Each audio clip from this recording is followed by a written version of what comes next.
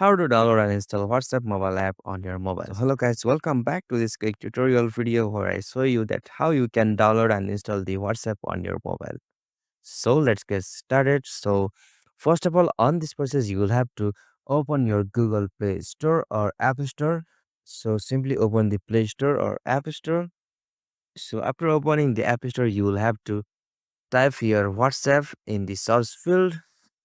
Okay, so after you search for the WhatsApp, you will got the app like WhatsApp Messenger. So simply you have to tap on it. So like I have already installed the WhatsApp on my device. So in your case, it might be showing you to install the WhatsApp. So simply click on that install option. Like it will be seeing like this. So simply click on this install option on that WhatsApp. So after clicking on that install option, you will be able to see the interface like this. So that's all. This is the easiest and simplest method to install and download the WhatsApp on your mobile.